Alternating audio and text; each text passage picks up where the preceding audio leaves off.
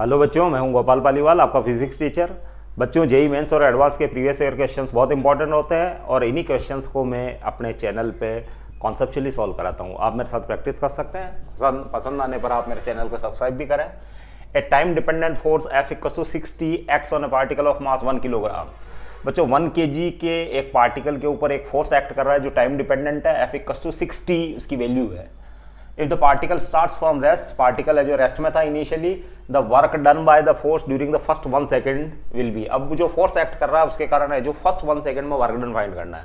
तो बच्चों, कॉन्सेप्ट ये रहेगी, हमको इसकी स्पीड फाइंड करनी है इस वाले रिलेशन से, और फिर हम वर्क एनर्जी रूट का यूज करेंगे, वर्क एनर्जी थ्योरम यूज करेंगे हम। तो सिंस F = 60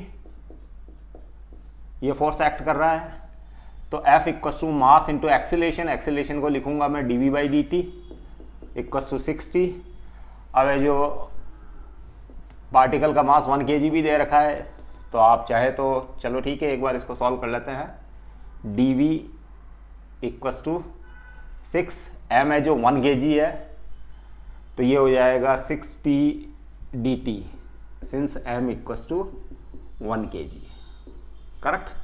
अब इंटीग्रेट कर लेते हैं इसको, dv 6t dt।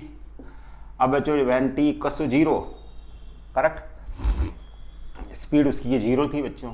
Time t = 0 पे हम स्पीड उसकी 0 मान लें, मतलब जिस समय वो रेस्ट में था और फोर्स एक्ट करना स्टार्ट किया उस टाइम पर टाइम लेट t = 0 था, तो स्पीड भी 0 थी क्योंकि वो रेस्ट में था।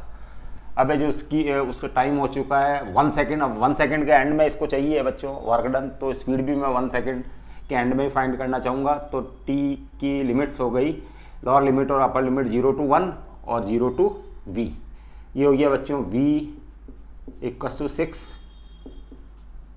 t2/2 यानी 3t²।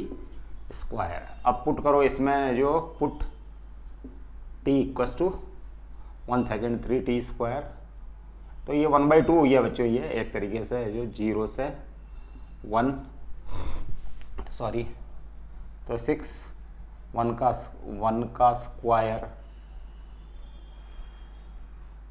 बाय 2 माइनस 1 का स्क्वायर बाय 2, 1 का स्क्वायर बाय 2 माइनस 0, तो ये आ गया बच्चों v = 3 मीटर पर सेकंड। करेक्ट। अब by work energy theorem, work energy theorem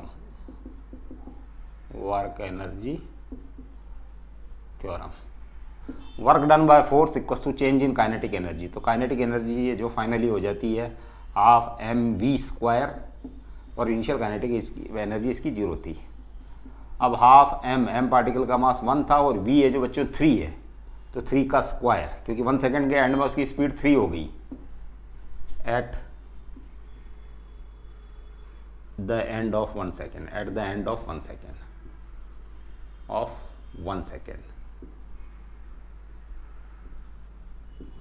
correct. तो ये हो गया बच्चा 9/2 दैट इज 4.5 जूल।